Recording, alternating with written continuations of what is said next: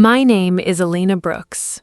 I am 29 years old, and at exactly 4:52 in the morning, I was standing inside Terminal C at Nashville International Airport, watching my mother get erased from her own family in real time. The airport smelled like burnt coffee and cold air conditioning. Screens flickered overhead. Boarding calls echoed through the terminal. My little cousins were laughing over cinnamon rolls from Cinnabon, like this was the beginning of some dream vacation. And maybe for them it was, but for my mother, it was the beginning of the moment that broke something inside her. She stood beside me wearing a cream-colored coat she had saved up 3 months to buy. Not expensive, just elegant enough to make her feel beautiful again.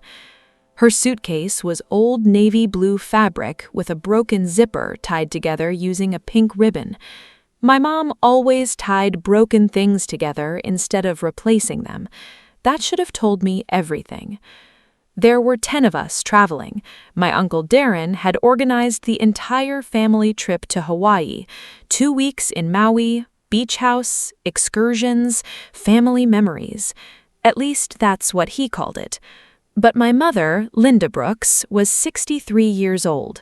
She worked 31 years as a night shift nurse assistant at St. Thomas Hospital. Double shifts, holidays, weekends, Christmas mornings. She spent her whole life taking care of everybody else, and she trusted family the way church people trust prayer. That was her mistake. We reached the check-in counter together. Everyone crowded around with passports and carry-ons and Starbucks cups. The airline employee typed names one by one. Darren Brooks, checked in. Melissa Brooks, checked in. Tyler Brooks, checked in. Then she looked at my mother. Linda Brooks? She typed again. Paused. Typed slower. Then looked up. I'm sorry, ma'am, I'm not seeing a ticket under your name. My mom smiled politely like she thought maybe computers just messed up sometimes. Oh, honey, maybe try Linda Marie Brooks. The woman tried again. Nothing. My Uncle Darren sighed loud enough for everybody to hear. Then he rubbed the back of his neck and laughed. Ah, hell, he said. I knew something got messed up. My mother looked confused. What do you mean? And then he said the sentence I don't think I'll ever forget as long as I live. Linda, I thought Melissa booked your ticket. Guess it slipped through the cracks. Slipped through the cracks, like she was paperwork, like she was nothing. The terminal suddenly felt silent, even though hundreds of people were moving around us. My mom blinked twice. But I gave you the money. Darren shrugged. We'll pay you back when we get home. Pay you back. Not we'll fix it, not let's buy another ticket, not come with us to the desk, just pay you back. Melissa avoided eye contact. My cousins suddenly became fascinated with their phones. Nobody moved. Nobody said anything. And the worst part? My mother tried to make them feel comfortable. She forced this tiny smile and said, "It's okay, these things happen." That right there, that broke me, because kind people always try to soften the pain other people cause them. I looked at the departure screen, flight to Maui, boarding in 38 minutes. I looked at my uncle's first-class boarding pass hanging halfway out of his jacket pocket. Then I looked at my mother's hands, shaking, tiny little tremors she was trying to hide by gripping her purse tighter.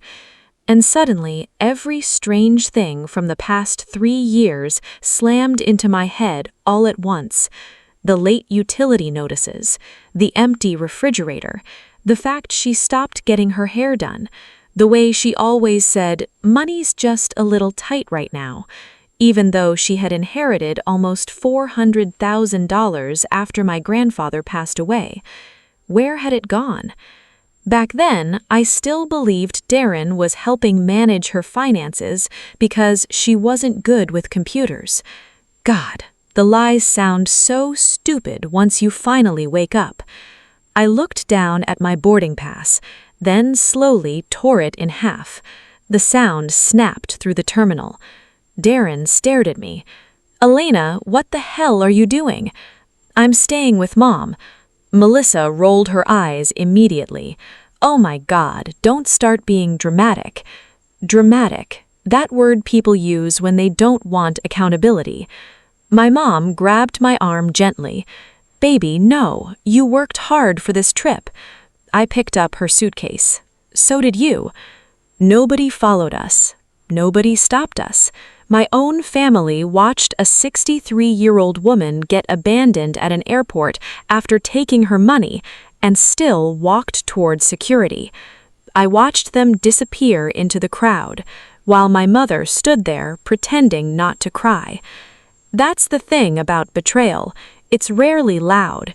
Usually it sounds like airport announcements and fake apologies and family members refusing to make eye contact. Outside, Nashville air hit cold against our faces. My mom kept apologizing in the parking garage. "I'm sorry your vacation got ruined." I stopped walking. "Mom, why are you apologizing?" She looked confused by the question, like she genuinely didn't understand. That scared me more than anything. The drive home was quiet, except for the GPS voice and country music playing low through the speakers. Halfway home, I glanced at her. She was staring out the passenger window with this empty expression people get after public humiliation. Not angry, not crying, just hollow. That night, I slept on her couch. Around 2 a.m., I heard cabinets opening in the kitchen. I walked in and found her sitting at the table in the dark, eating saltine crackers. No lights on, just moonlight through the blinds. "I didn't want to wake you," she whispered. The kitchen looked different than I remembered. The ceiling stain near the sink had spread. The refrigerator hummed too loudly, and on the counter sat 3 overdue notices held down by a coffee mug. Electric. Water. Mortgage. Mortgage? I froze. Mom owned this house outright. Or at least I thought she did. "Mom, why do you have mortgage notices?" She immediately folded the papers over. "It's nothing." Nothing. Another family word for disaster. The next morning, I started paying attention. Really paying attention. There was barely food in the fridge. The thermostat was set to 61 degrees, even though Tennessee cold was creeping through the windows. Her sneakers had holes near the soles, and when she left to shower, I saw her purse sitting open on the chair. Inside was a bank receipt. Balance, $2,913. I stared at it. $2,000? My grandfather left her nearly $400,000 after selling his trucking business. Where was the money? I already knew the answer before I admitted it to myself. Darren. My uncle had been helping with her finances since Grandpa died, handling investments, managing taxes, paying bills online, all the things my mother claimed stressed her out. I used to think he was being a good son. Now I realized he had made himself gatekeeper to her entire life. That afternoon, I casually asked her when she last logged into her bank account. She laughed nervously. "Oh, honey, Darren handles all that." "When's the last time you looked?" Silence. That's when fear finally crept into her face. Small, but real. That evening, I called my best friend Jasmine. She worked in elder care law in downtown Nashville. I told her everything. The airport, the missing ticket, the money, the mortgage notice. There was a long silence. Then she said quietly, "Elena, this sounds like financial abuse." I hated those words instantly, because financial abuse sounds like something that happens to strangers on documentaries. Not your mother, not your family, not people who hugged you at Christmas. Jasmine gave me one piece of advice. Do not confront him yet. First, get proof. The next morning, I drove Mom to the bank. She was nervous the whole ride. Darren handles everything. I don't want to embarrass him if there's just confusion. Confusion. That's another dangerous word, because predators survive inside confusion. At the bank, a woman named Carol pulled up the account history, and I watched my mother's face slowly lose color. Savings withdrawals. $12,000, $18,000, $9,500, over and over for years.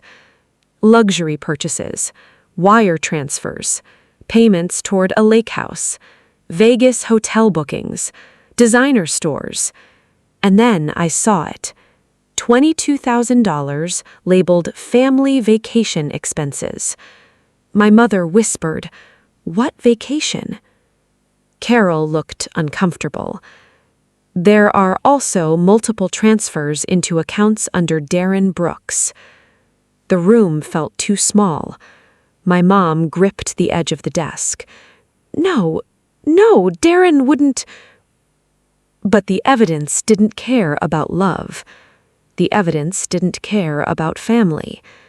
Numbers are cold like that. They tell truth without emotion. Carol printed everything. 3 years of theft. Almost $310,000 gone. My mother stared at the papers in silence, then finally whispered something so soft I almost didn't hear it. I thought I was becoming poor. That sentence nearly destroyed me. Because while Darren was flying first class and buying lake property, my mother was skipping meals to save grocery money. She thought she had failed. I drove home, gripping the steering wheel so hard my fingers hurt. Mom sat quietly beside me, holding those papers in her lap like they weighed 1,000 pounds. When we got home, she walked into the kitchen, opened the fridge, stared inside for a long moment, and started crying.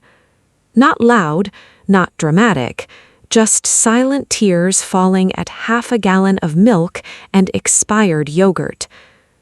That kind of crying changes you when you witness it, because you realize somebody didn't just steal money, they stole safety, dignity, trust, years of peace. That night, my mother sat across from me at the kitchen table, red eyes, hands wrapped around tea she wasn't drinking, and finally she said, "I think Darren thought I'd never notice." I looked her dead in the eyes. Then let's make sure he does. Not missing. Gone. And for the first time in his life, nobody was going to protect him from the consequences. Tuesday morning, 6:42 a.m. I was standing barefoot in Grandma Evelyn's kitchen making coffee when my phone started vibrating across the counter. Dad. 3 missed calls, then a 4th. Grandma looked over the rim of her reading glasses while buttering toast. "You gonna answer that?" I stared at the screen for a second. Then I declined the call. Because after everything that happened at Dallas-Fort Worth Airport, after watching him leave his own mother standing there with a fake boarding pass and a suitcase she packed 3 weeks early, I had nothing left to say to him before the lawyer did. Outside, rain tapped softly against the kitchen window. The house smelled like coffee, cinnamon oatmeal, and the lavender cleaner Grandma used every single Tuesday morning like clockwork. Normal smells, safe smells. But underneath it all was tension so thick it felt like static in the air. Grandma sat slowly at the table. She moved carefully now. Not because she was weak, because betrayal changes the way people carry themselves. It makes every movement heavier. She stirred sugar into her coffee and asked quietly, "Do you think your daddy knows?" I looked up. He knows something. Her eyes drifted toward the mailbox outside. He's gonna be angry. I almost laughed at that. Angry. Like anger was still the biggest thing in the room. No, the biggest thing in the room was exposure, and men like my father could survive shame, lies, manipulation, even greed. But exposure? Exposure terrified them. Because once the truth gets daylight on it, it starts growing roots. At 8:13 that morning, Marcus called. "Court approved the temporary freeze," he said calmly. I leaned against the counter. "All accounts?" "All accounts connected to Evelyn Carter's retirement fund and Social Security deposits." I closed my eyes. Dad's access was officially dead. No transfers, no withdrawals. No more quiet little transactions hidden behind words like maintenance and care expenses. Marcus continued. "He's probably already getting notifications from the bank." Grandma looked at me across the kitchen table. She didn't ask what Marcus said. She already knew. Somewhere deep down, mothers always know. By noon, Dad called again. This time, I answered. "What the hell did you do?" No hello, no hesitation, straight to rage. I stayed calm. "Good afternoon to you too. Don't play games with me, Lily." His voice sounded different. Not confident, panicked, like somebody trying to stop water leaking through a crack in the wall. My card got declined. "Wow," I said softly. "That must have been embarrassing." Silence. Then, "You went behind my back." I looked at Grandma. She was quietly peeling apples at the table, hands trembling slightly. A woman who spent 42 years teaching second grade. A woman who reused tea bags to save money. A woman who wore the same winter coat for 11 years because she said the old one still worked fine. And this man stole from her. "My grandmother asked for help," I said. "She doesn't understand finances." No, she understood enough to notice $180,000 disappearing. That hit him. I heard breathing on the other end, fast, sharp. Then he lowered his voice. "You have no idea how much pressure I've been under." There it was, the justification phase. Every exploiter eventually arrives there. Not denial, not apology, justification. Bills, stress, sacrifice, family pressure, as if hardship turns theft into something noble. "I took her money," I said quietly. "I managed her money. You bought a Rolex in Miami with her money." Silence. Then, "That watch was an investment." I actually laughed, not because it was funny, because sometimes people become so ridiculous you physically cannot process it any other way. Grandma looked up from the apples. I mouthed, "Rolex." She closed her eyes slowly, like each new truth exhausted her in a different way. Dad snapped, "You think you're smarter than everybody else because you work at a hospital?" "I think vulnerable adults deserve protection. She's my mother." And she still ended up scared to turn on her heat. That shut him up. Complete silence. Then finally, "I'm coming home." The line disconnected. Grandma kept peeling apples. One long curl of red skin fell across the cutting board. Then she whispered, "I used to cut his sandwiches into stars when he was little." I swear that hurt worse than the bank statements.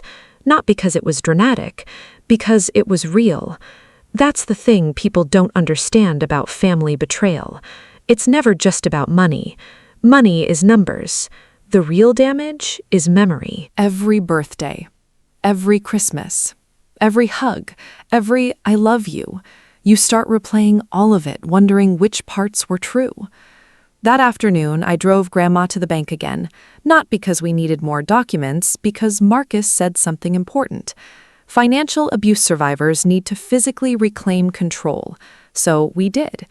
Grandma walked into that bank wearing her beige church coat and low heels. Tiny woman, 5'2", 80 pounds soaking wet. But when she walked through those doors that day, she looked taller than every person in the building.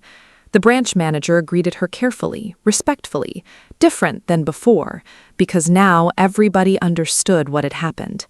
They let us into the office, closed the door. Grandma signed new authorization forms with shaky hands. Then she looked at the manager and asked, "Can my mail come back to my house now?" The manager blinked. "Yes, ma'am, absolutely." Grandma nodded once, like that alone meant something enormous. And honestly, it did. People don't realize how control disappears piece by piece.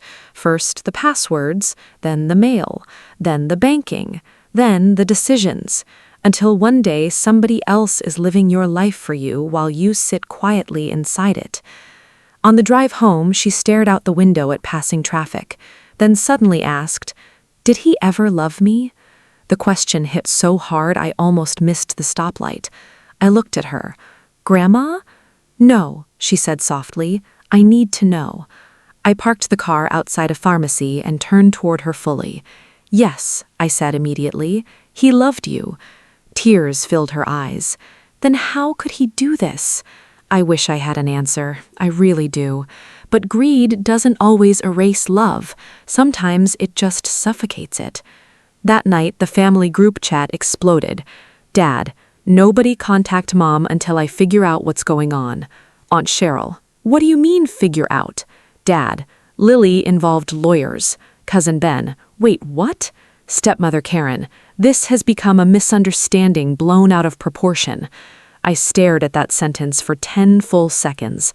A misunderstanding, like Grandma accidentally misplaced $180,000 under the couch cushions. Then another message appeared. "Dad, Mom's confused and being manipulated." Grandma was sitting beside me knitting. I showed her the screen. She adjusted her glasses, read the message carefully, then smiled the saddest smile I've ever seen. "He used to blame the dog when he broke things as a child." I looked at her. "He'd break a lamp, then point at the beagle." She folded another stitch. "Some people never outgrow that." 3 days later, Dad came home, and everything finally exploded. It was raining hard that afternoon, cold Texas rain, the kind that turns the whole world gray. Grandma was making chicken and dumplings when his truck pulled into the driveway too fast, tires crunching gravel, engine roaring. The front door swung open before I even reached the hallway. "Mom!" His voice thundered through the house. Grandma flinched, just slightly, but I saw it. And once you notice fear in someone elderly around their own child, you never unsee it. Dad stormed into the kitchen soaked from rain. Designer jacket, expensive boots, watch glinting under the lights, Grandma's retirement account sitting right there on his wrist. Karen hurried behind him. "David, calm down." "No," he pointed at me. "She froze my accounts." "Your mother froze her accounts," I corrected. "She doesn't even know how." Grandma stood slowly from the table. "I know enough." Dad turned toward her, and for one tiny second I saw genuine panic in his face. Because abusers can handle anger. What they cannot handle is losing control. "Mom," he said softer now, "you don't understand what she's doing." Grandma's voice stayed calm. "I understand you stole from me." Karen stepped in immediately. "Evelyn, sweetheart, that word is unfair." Grandma turned toward her so sharply, Karen actually stopped talking. Unfair, that word. Funny how people scream unfair only after consequences show up. Dad paced the kitchen. "This family would have fallen apart without me."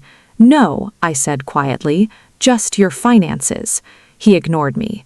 "I handled everything. Bills, taxes, insurance. With her money. With our money." The second the word left his mouth, the room changed, because there it was, the truth. Not care, not sacrifice, ownership. He thought her money belonged to him. Grandma stared at her son, long, quiet, heartbroken. Then she asked softly, "When exactly did I stop being a person to you?" Dad froze, and I swear to God, that question hit harder than any lawsuit ever could. He looked away first. Karen tried again. "We can fix this privately." "No," I said, "we can't." Dad slammed his hand against the counter. You think you're some damn hero? No, I answered calmly. I think you got caught. Silence. Heavy silence. Rain against windows, clock ticking, Grandma breathing shakily beside the stove. Then Dad pointed at me again. You destroyed this family. I looked him dead in the eyes. No, Dad, you did that at gate C19 when you left your mother behind. That landed. Karen sat down immediately, like her knees gave out. Dad's face went pale, because deep down, he knew. The airport wasn't just cruel, it was proof. Proof he stopped seeing her as human, and everybody in the terminal saw it too. Grandma reached for the counter carefully, then said something I will never forget for the rest of my life. I would have given you the money if you had just asked. Dad's entire expression cracked, just for a second. 1 second. Real shame, real horror. Because I think part of him understood right then she probably would have. That's the tragedy. Good parents spend their lives loving their children with open hands, and selfish children mistake open hands for weakness. Dad sat down heavily at the table, suddenly exhausted, older, smaller. Marcus arrived 20 minutes later carrying the evidence binder, and once that binder opened, there was nowhere left to hide. Marcus laid the binder on Grandma Evelyn's dining table like it weighed 100 pounds. Maybe it did. Not in paper, in truth. Outside, rain slid down the windows in crooked little rivers. The porch light flickered yellow across the wet driveway, and the whole house felt frozen in that strange moment right before everything changes permanently. Dad sat stiff in the chair across from Marcus, Karen beside him, me next to Grandma. Nobody touching the coffee anymore, nobody pretending this was still a misunderstanding. Marcus opened the first section carefully. Bank statements, withdrawal history, transfer records, 5 years of numbers that told the real story better than words ever could. Mr. Carter, Marcus said calmly, do you deny making these withdrawals? Dad crossed his arms. I managed household finances. Marcus nodded once. That was not my question. Silence. The clock above the stove ticked loud enough to feel. Finally, Dad muttered, No. Grandma closed her eyes for a second. Not dramatic, not crying, just tired. The kind of tired that settles into someone after trust finally breaks through all the way. Marcus flipped another page. Can you explain the $18,000 withdrawal labeled roof repairs? Dad looked irritated now. The roof needed work. Marcus turned toward Grandma. Mrs. Carter, was your roof repaired? No, it still leaks above the laundry room. Another page. $12,000 for medical expenses. My insurance covered my surgeries, Grandma whispered. Another page. $22,000 wire transfer to a luxury vehicle dealership in Miami. Karen's head snapped toward Dad. He looked away. And there it was, that tiny moment, the exact second somebody realizes the lies they defended were bigger than they imagined. David, Karen said quietly. Dad rubbed both hands over his face hard. You don't understand the pressure I was under. Marcus stayed calm. Pressure does not legally justify financial exploitation of an elderly adult. Dad slammed his palm against the table. I took care of her. Grandma flinched again. Tiny movement, but enough. Marcus noticed too. His voice got colder after that. Taking care of someone generally does not involve draining their retirement account while they lower their thermostat to 61 degrees in winter. Dad looked trapped now, not angry anymore, cornered. And cornered people get dangerous. He turned toward Grandma suddenly. You think she cares about you? He shouted, pointing at me. She's loving this. She always thought she was better than us. I stayed quiet, because this wasn't about me. Grandma answered instead. She stayed. Dad froze. That hit him harder than yelling ever could. She looked directly at her son. Everybody else walked away from me at the airport. Her voice shook slightly now, first time all night. But Lily stayed. Nobody moved. Nobody breathed. Grandma continued softly. You know what I kept thinking while I stood there holding that suitcase? Dad stared at the floor. I kept waiting for you to turn around. Jesus. Even Marcus looked down for a second after that. Because that's what betrayal really is. Not the money, not the lies. Hope. Hope that survives longer than it should. Dad's eyes finally filled, but not the kind of crying you see in movies. No dramatic breakdown. Just a man realizing too late that consequences don't reverse themselves because you suddenly feel bad. Karen whispered, David, please tell her you're sorry. And for a second, I thought he would. I really did. His mouth opened, closed, opened again. But pride is a nasty thing, especially in people who spent years convincing themselves they were right. Instead, he said, I never meant it to go this far. Grandma nodded slowly. That's the problem. Silence again. Rain tapping windows, furnace humming softly down the hallway, the smell of chicken and dumplings still lingering in the kitchen like this was somehow still a normal Tuesday night. Marcus closed the binder. The court hearing is in 11 days, he said evenly. You have 2 options. Dad stared blankly. Full financial cooperation beginning immediately or litigation proceeds publicly. Karen grabbed Dad's arm. David, please. But he looked numb now, like someone watching their own life collapse from underwater. Finally, he asked quietly, How much? Marcus slid a paper across the table. Dad stared at the total, then leaned back slowly like the number physically hit him in the chest. $183,000, not including penalties, not including legal fees, not including the house lien Marcus was already preparing.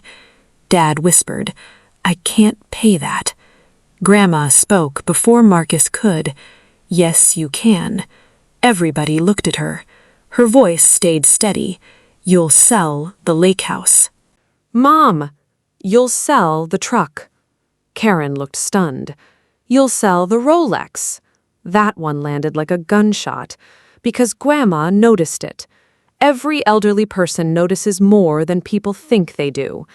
Dad looked ashamed for the first time all night.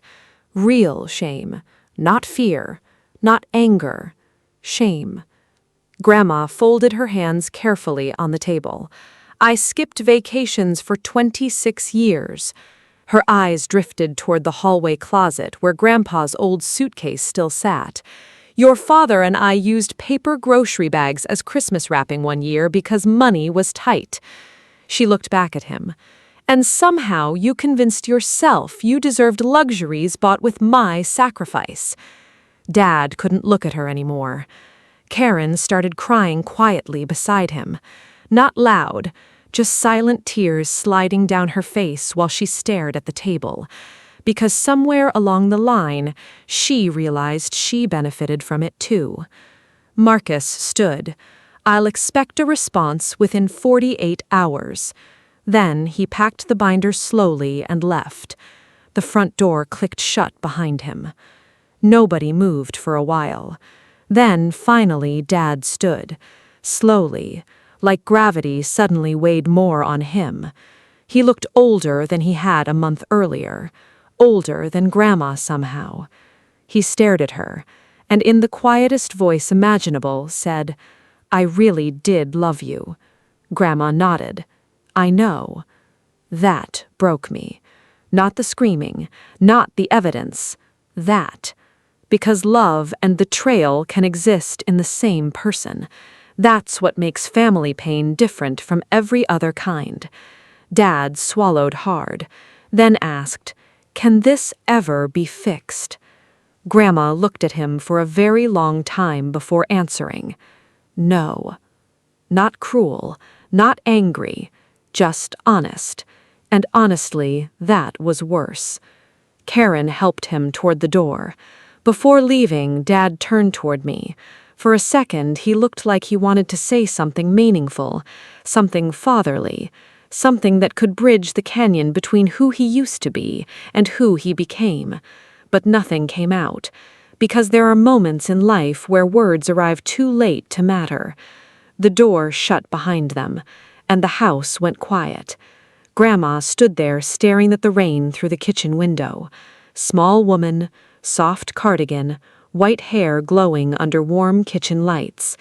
A person who spent her whole life giving love away freely and almost lost herself because of it. Then, suddenly, she laughed. Tiny laugh, almost surprised. I looked at her. What? She shook her head, smiling faintly. The dumplings are probably ruined. I started laughing too.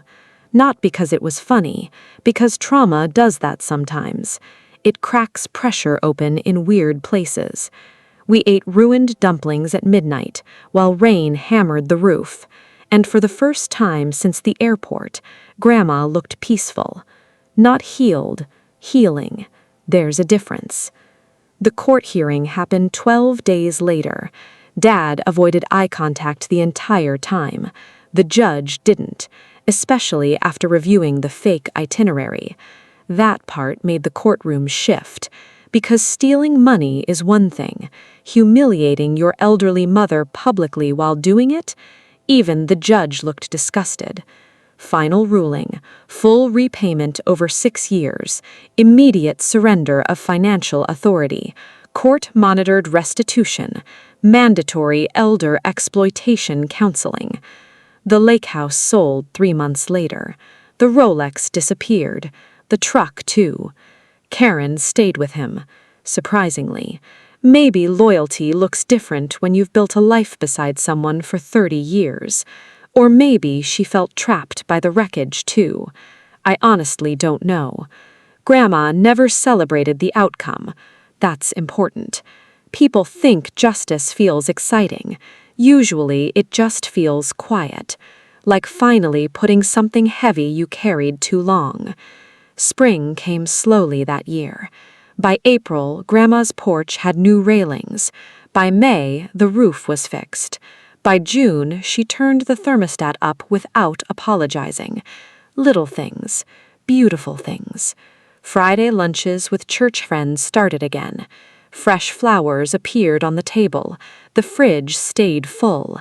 And every Saturday morning I drove 45 minutes to her house.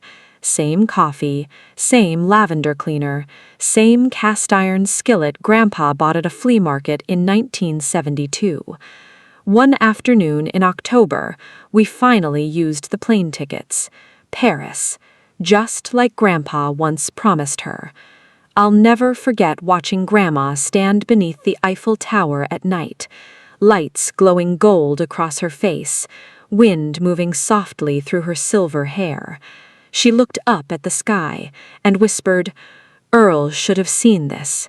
Then she grabbed my hand and smiled. Real smile, the kind betrayal almost stole forever. People online always ask me what happened to my father after the story spread through the family. Truth, I don't fully know. We speak twice a year. Birthdays, Christmas, short conversations, careful conversations, like walking barefoot across broken glass. Some things survive betrayal, but they never look the same afterwards. And maybe that's the real lesson here. Healing doesn't always mean restoring things back to what they were. Sometimes healing means finally seeing things exactly as they are, and choosing peace anyway. Grandma Evelyn turns 79 next month. She still irons napkins, still overfeeds everybody, still cuts pie slices too big. And every single time I leave her house, she stands on the porch waving until my car disappears around the corner. Just like she always did. Only now, I stay long enough to wave back.